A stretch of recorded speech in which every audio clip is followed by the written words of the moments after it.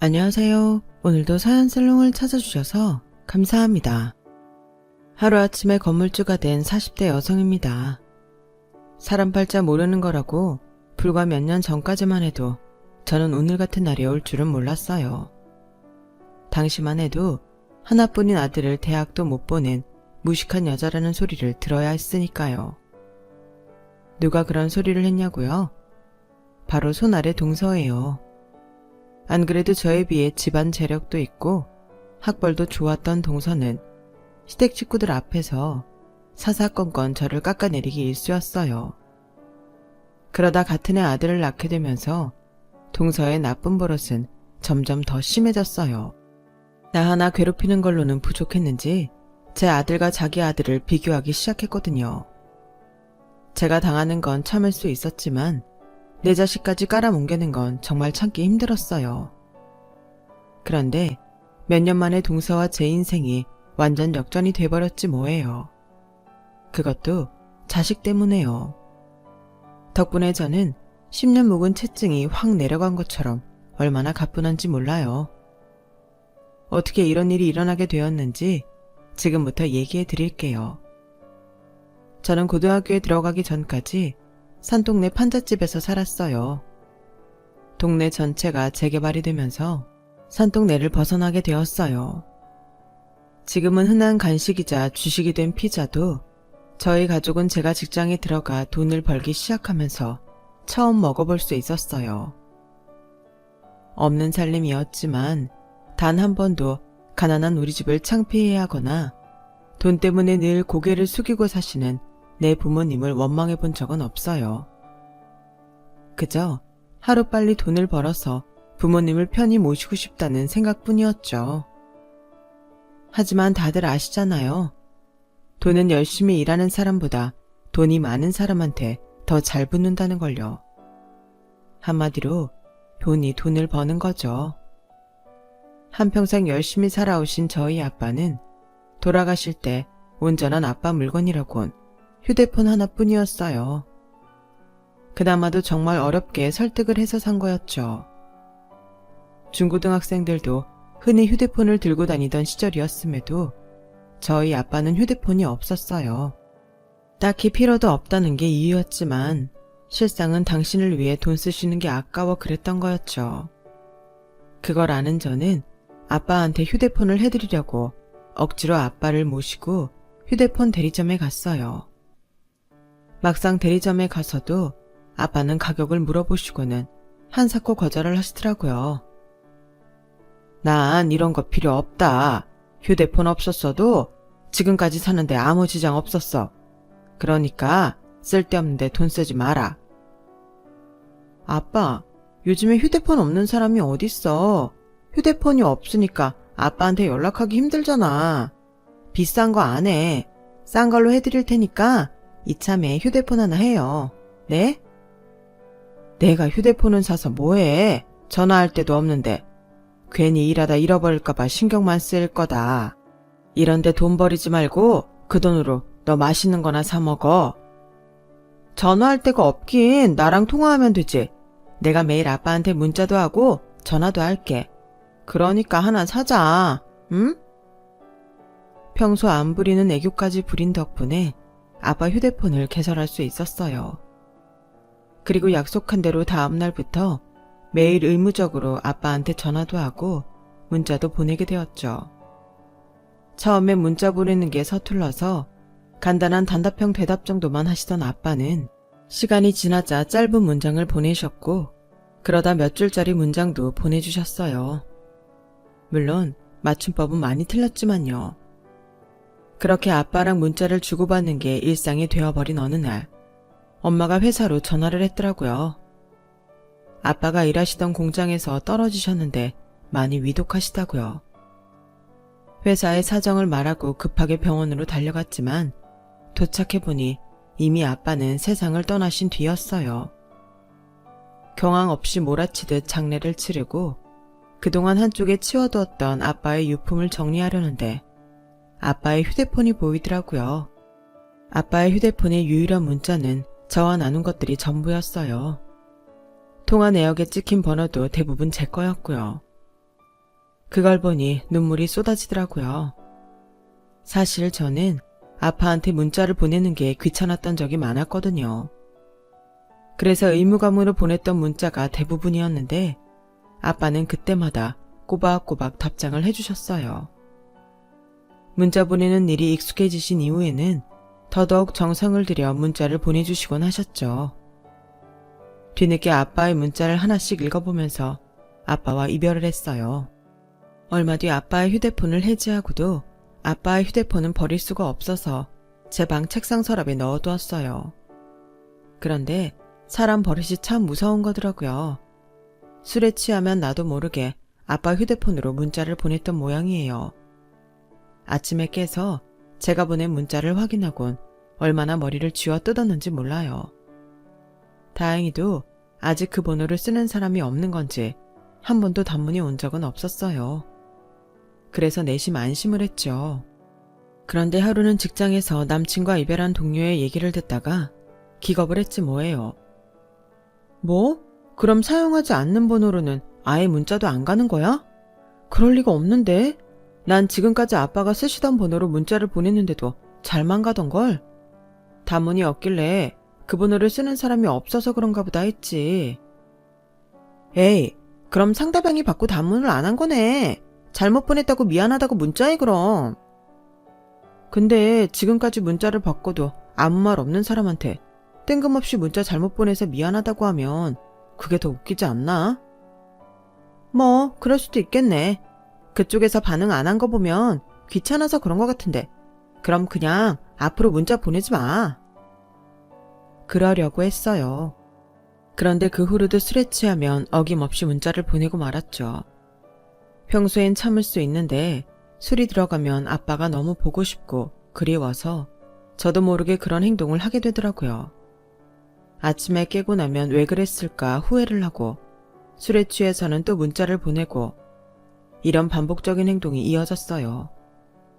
그러던 어느 날 아빠 번호로 문자가 온 거예요. 저를 만나고 싶다고 하더군요. 덜컥 겁이 났어요. 많이 화가 났을까? 만나서 혼내려고 그러나? 어떻게 하지? 그냥 모른 척 쌩 까고 말아. 머릿속에선 이런저런 생각으로 뒤죽박죽이 되고 말았어요. 그렇다고 제가 지은 죄도 있는데 계속 모른 척을 할 수는 없어서 일단 만나서 사과를 해야겠다 생각했죠. 그렇게 약속 장소로 나갔는데 제 또래의 젊은 남자가 기다리고 있더라고요. 저는 제가 휴대폰으로 문자를 보낸 이유를 설명하고는 이후에 어쨌든 죄송하다고 사과를 했어요. 그랬더니 그 남자가 오히려 고맙다고 하지 뭐예요. 네? 뭐가 고맙다는 거예요? 실은 처음에 그 문자를 받고는 귀찮아서 그냥 넘겼어요. 단문 안 하면 잘못 온 건지 알 테니까 전화를 하든 아니면 다시는 문자를 안 하든 하겠지 하고요. 그런데 그 후로도 계속 문자가 오더라고요. 아버님이랑 사이가 각별한 딸인가 보다 했는데 언제가 온 문자를 보니 돌아가신 아버지한테 보내는 문자더라고요. 그걸 보니 더 모른 척하게 됐어요. 나한테라도 문자를 보내면서 아버지에 대한 그리움을 위로받을 수 있다면 그걸로 됐다고 생각했죠. 사실 전 그동안 아버지를 미워했거든요. 그런데 성훈 씨가 보낸 문자를 보면서 아버지에 대한 마음이 변하기 시작했어요. 남자는 아버지가 IMF 때 보증을 잘못 써놓은 바람에 전 재산을 잃고 온 가족이 뿔뿔이 흩어져 살았다더군요. 어머니는 돈을 벌러 나가고 자신과 동생은 친척집을 전전하며 살았는데 눈칫밥을 먹는 와중에도 죽어라 공부해서 대학에 들어갔고 대학에 들어간 이후에는 학비를 벌기 위해 휴학과 복학을 반복하며 살았다고 하더군요. 제 문자를 처음 받았던 시기는 휴학 후 공사장에서 일을 하던 중이었다고 했어요. 현재는 대학을 졸업하고 취직한 지 얼마 안 됐다고 하더군요. 며칠 전에 헤어진 지 10년 만에 처음으로 아버지랑 통화를 했어요. 아는 분 농장에서 일하고 계시다더라고요. 성은 씨가 아니었다면 아버지께 전화할 생각은 못했을 거예요. 여전히 모든 걸 아버지 탓으로 돌리고 죽어라 미워하며 살고 있었겠죠. 고마워요. 제가 잘못 보낸 문자 한 통이 이런 결과를 초래할지 상상조차 못했지만 그래도 잘못 간 문자 덕분에 부자가 화해를 했다니 다행이다 싶었어요. 그래서 말인데 앞으로도 아버님이 보고 싶으시면 저한테 문자해주세요. 원하시면 단문도 해드릴게요. 그날 일이 인연이 돼서 우리는 종종 문자도 나누고 전화통화도 하게 됐어요. 그러면서 술에 취하면 아빠한테 문자하던 버릇이 그 사람한테 전화하는 걸로 바뀌게 되었죠. 그렇게 우연한 기회를 시작으로 인연이 된 우리는 연인 사이로 발전하게 되었고 몇 년간의 연애 끝에 결혼까지 하게 되었어요. 저희가 결혼을 하던 무렵엔 살림이 많이 안정이 되어서 시댁 식구들이 모여 살고 있었어요. 그리 넉넉한 살림은 아니었지만 다들 돈벌이를 하고 있어서 전처럼 생활이 어렵지는 않아 보였어요. 오히려 저희 집보다 조금은 나은 편이었죠. 물론 이후에는 시아버님이 친구분한테 인수받은 농장이 잘 돼서 살림이 많이 폈지만요. 월세집에서 신혼생활을 시작한 우리 부부는 조금씩 살림을 키워나가는 재미로 살았어요. 일단은 전셋집을 장만할 때까지 아이 갖는 거 미루기로 했고요. 그러는 사이 시동생이 결혼을 했는데 동서는 꽤 부유한 집안 출신이었어요. 시동생과는 대학 CC로 명문대 출신이었죠. 게다가 동서는 시집 올 때 아파트를 해왔는데 그래서 그런가 시부모님이 제가 시집 왔을 때랑은 좀 다르게 대하시더라고요. 뭐랄까, 동서를 좀 어려워하시는 것 같다랄까요? 제 앞에서는 구멍난 빤스도 서슴없이 꺼내 보이시는 분들이 동서 앞에서는 멀쩡하고 좋은 것만 보이려고 하시더라고요. 집에서 밥을 먹을 때도 동서가 온다고 하면 반찬에도 신경을 쓰시고 그릇도 평소엔 아까워서 안 쓰는 그릇을 꺼내놓곤 하셨어요. 안 그러려고 하는데도 그런 모습을 볼 때마다 서운하더라고요. 당신이 편해서 그러시는 거야. 함께한 시간이 얼만데. 우리 어머니가 당신은 딸처럼 생각하시잖아. 그러니까 너무 서운해하지 마. 두 번만 편하게 생각하셨다가는 큰일 나겠네. 내가 모를 줄 알아? 동서는 대학도 좋은데 나오고 시집 올 때 아파트도 해왔으니까 그러신 거겠지. 나는 고졸에 혼수도 남들 하는 거에 반도 못 해왔으니까. 에이, 그게 뭐가 중요해? 결혼해서 잘 살면 그만이지. 우린 가진 건 없어도 행복하잖아. 얼마 뒤면 전셋집으로 이사도 할 거고. 앞으로 좋은 일만 가득할 텐데 뭐가 걱정이야? 남편의 위로에도 불구하고 제 마음은 쉽게 나아지지 않았어요. 사람이 남이랑 비교를 당하는 것만큼 서운하고 신경 쓰이는 일이 없으니까요. 그동안 열심히 모은 돈으로 전셋집으로 옮기게 된 우리 부부는 모처럼 시댁 식구들을 모시고 집들이를 했어요. 나름 그간의 고생을 보상받는 기분이 들어서 마냥 들떠 있었는데 동서의 한마디에 좋은 기분이 싹 가시고 말았죠. 기왕 이사하는 거 아파트로 하지 그랬어요. 빌라는 좀 위험하지 않나? 도둑들 위험도 있고 잡장인도 많이 드나들잖아요. 그걸 누가 모르나. 아파트로 갈 돈이 안 되니까 그렇지. 그래도 청약 열심히 붙고 있으니까 언젠간 갈 수 있겠지. 청약이요? 그게 되겠어요? 차라리 친정에 부탁해서 돈 좀 해달라고 하세요. 청약 믿고 있다간 평생 아파트로 이사 못 가요. 아, 형님, 친정이 좀 어렵다고 했던가요? 내가 생각이 좀 짧았네요. 동서는 알면서 일부러 제 친정 얘기까지 꺼내더라고요. 그 바람에 좋았던 기분은 완전 쭉 가라앉아 버렸어요. 하여간 사람 기분 나쁘게 만드는 재주 하나 타고났다니까. 남의 집 집들이에 와선 굳이 그딴 소리를 해야 해? 이 집 마련하는데도 우리가 얼마나 노력을 했는데 동서 때문에 기분 잡쳤어. 재수씨 말이 그렇게 서운했어. 그래도 난 재수씨가 해온 아파트보다 우리 집이 더 좋은걸. 이 집은 우리 손으로 마련한 집이잖아. 쉽게 얻은 게 아니라서 더 가치 있다고 생각되는걸. 그동안 수고했어 여보. 남편은 그날도 풀 죽은 저를 달래느라 고생을 했어요.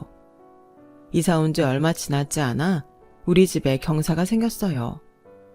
제가 임신을 했거든요. 집도 안정되고 아이까지 생기고 나니 그동안 동서한테 가졌던 열등감은 사그라들었어요. 동서가 임신했다는 사실을 알기 전까지는요. 어머님은 동서의 임신 사실을 들으시곤 임신 선물은 물론 동서가 좋아하는 반찬까지 만들어 찾아가셨다더라고요. 제가 임신을 했을 땐 전화로 축하한다는 말씀뿐이셨는데 말이죠. 그러지 않으려고 하는데도 자꾸 어머님이 차별을 하시니까 서운한 감정을 지울 수 없더라고요. 동서와 저는 같은 해 아들을 낳았어요.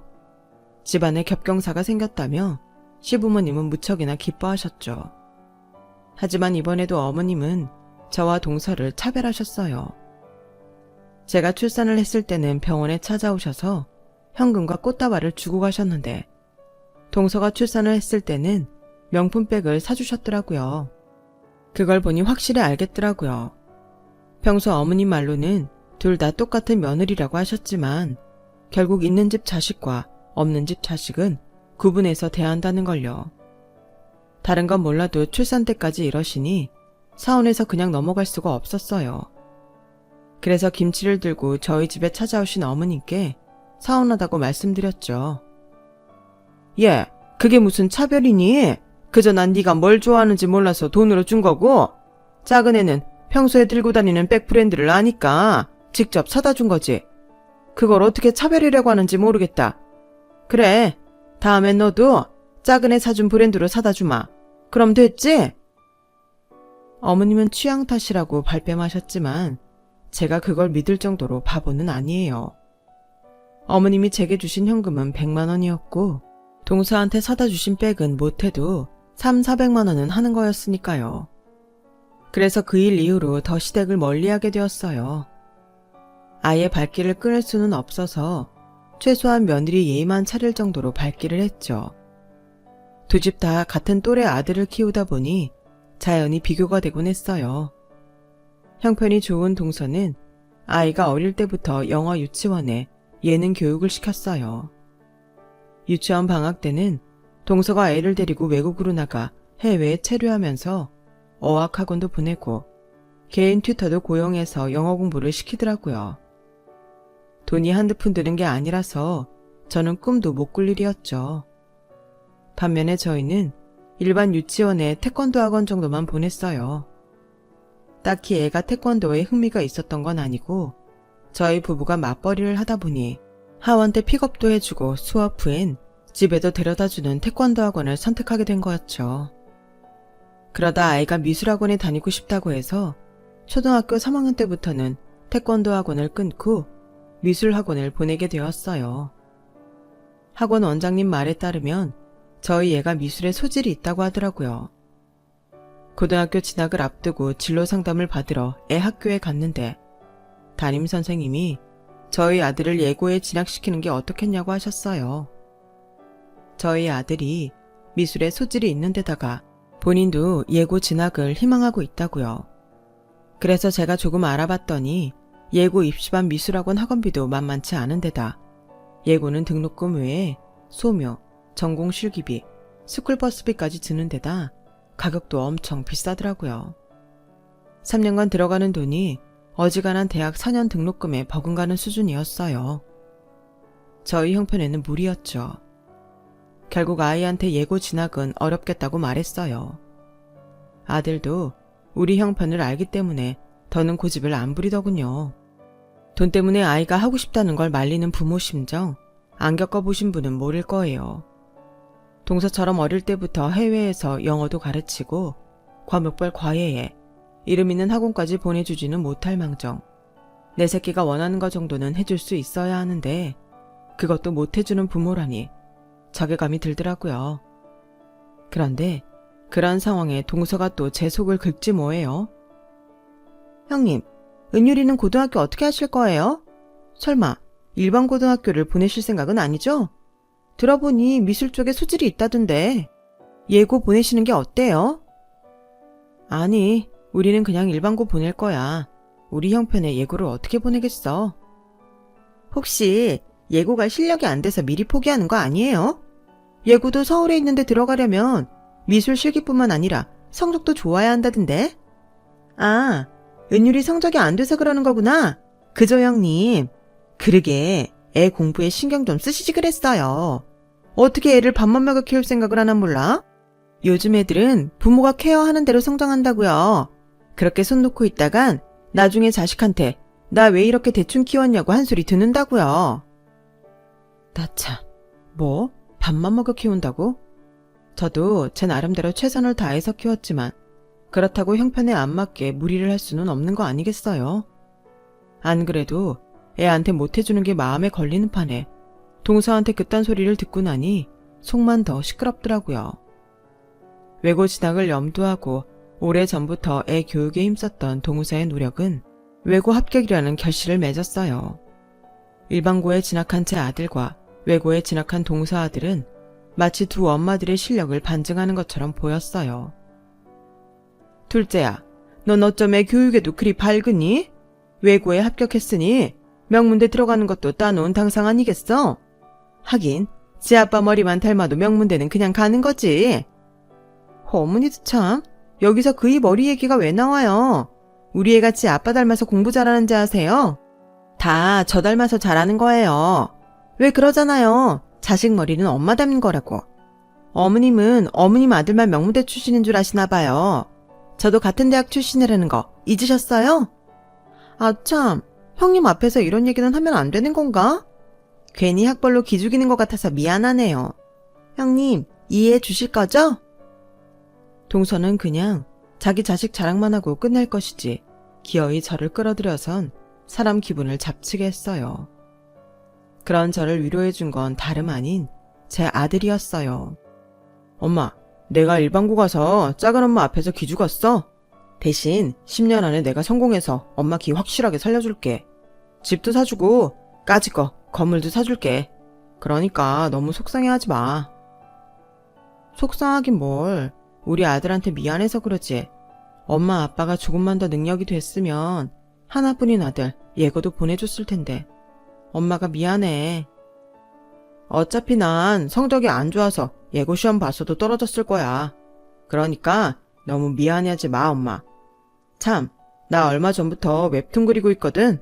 완성하면 엄마한테 제일 먼저 보여줄게. 엄마가 내 1호 팬 돼줘야 돼. 일반고에 진학한 아들은 틈틈이 웹툰을 그렸고 생각보다 그림 솜씨도 좋고 내용도 재미가 있더라고요. 워낙 공부에는 관심도 소질도 없는 터라 차라리 일찌감치 자기 길 찾은 것 같아서 한편으론 다행이다 싶었어요. 다들 대입을 목표로 고등학교를 다니는 동안 아들 녀석은 웹툰으로 돈을 벌었어요. 처음엔 말 그대로 치킨값 정도 버는 것 같더라고요. 그래도 그게 어디냐 싶었어요. 학생 신분임에도 불구하고 자기가 하고 싶은 일도 하고 돈도 벌다니 저희 때만 해도 상상도 못할 일이었으니까요. 저희 아들은 일찌감치 대입을 포기한 상태였어요. 딱히 대학에 들어가야 할 이유를 모르겠다며 수능시험을 보지 않겠다고 했거든요. 그런 아들의 결정에도 불구하고 한동안 저랑 남편은 미대 진학을 목표로 삼아보는 건 어떻겠냐고 아들을 설득하기도 했어요. 아들의 대답은 그럴 필요를 못 느낀다는 거였죠. 난 이미 내 진로를 결정했는데 굳이 미대에 들어갈 필요가 뭐 있어. 난 그냥 내 직업에 집중할래. 그때는 사실 내심 걱정이 되기도 했어요. 말은 저렇게 하지만 막상 작은 집 애가 대학에 들어가고 나면 많이 부러워할 것 같았거든요. 그래서 남편과 상의 끝에 일단 아들 뜻에 따라주기로 했어요. 나중에라도 아이가 원한다면 재수를 시켜서 대학에 보내주면 되니까요. 그렇게 시간은 흘러 수능시험도 끝나고 대학 합격자 발표를 앞두고 있었어요. 일찌감치 아이 대학을 포기한 저희 집과 달리 동선에는 합격자 발표를 기다리느라 피가 마르고 있었죠. 외고에 합격했을 때와는 달리 그 사이 동선의 아들은 성적이 많이 떨어진 상태였어요. 다들 중학생 때 공부 꽤나 한다고 소문난 애들을 모아놓은 학교라서 내신 등급 따는 게 엄청 힘들다고 하더군요. 그 와중에도 동서는 제게 기죽지 않으려고 말끝마다 외고와 일반고를 비교해댔었죠. 일반고야 공부 못하는 애들도 많으니까 내신 따기 쉽죠. 특목고는 그런 애들이 없잖아요. 그러니 내신 등급 올리는 게 얼마나 힘든지 몰라요. 하긴 형님이 이런 고충을 알 리가 없겠지만 은유리는 요즘도 공부 안 하고 만화만 그린다면서요? 형님, 애를 그렇게 방치해도 돼요? 요즘 세상에 형님처럼 애한테 신경 안 쓰는 부모도 없을 거예요. 저만 해도 아침부터 밤 늦게까지 차 끌고 다니면서 애 학교부터 방과 후엔 과외며 학원까지 녹초가 되도록 움직이는데 형님은 참 편하게 사시네요. 자식 머리는 엄마 닮는다고 은유리가 일찌감치 대학 포기한 건 형님 탓이나 마찬가지 아닌가요? 그런데도 형님은 미안하지도 않아요? 그렇게 손 놓고 있을 때가 아닌 것 같은데? 나라면 애한테 미안해서 고개도 못 들고 살 거예요. 동서, 말이면 단 줄 알아? 내가 저번부터 참고 있었는데 애 키우는 사람이 말 그렇게 하는 거 아니야.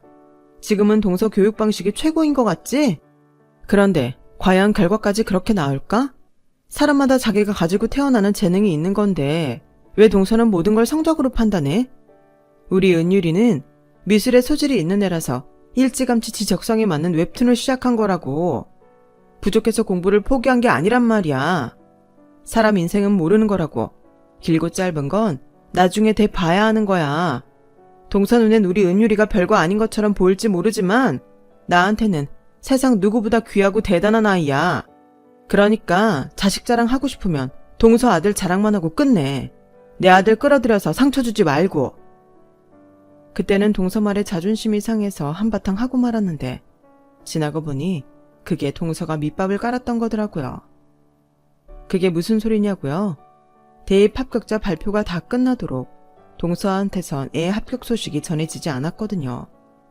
일찌감치 대입 시험에 실패할 걸 예상한 동서가 특목고 등급 얘기를 꺼냈던 거였죠.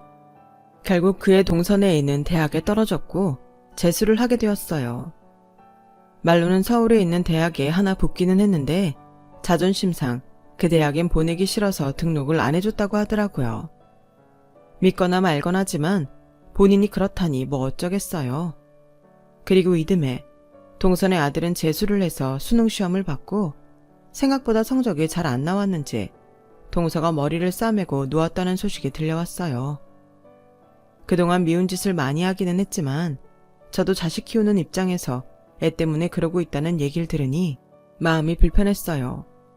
그래서 찾아가 봤더니 동서는 안방 침대에 누워서 꼼짝도 않고 아이는 아이대로 그동안 공부를 하느라 받은 스트레스 때문에 지방에 들어박혀 게임만 하고 있다고 하더라고요.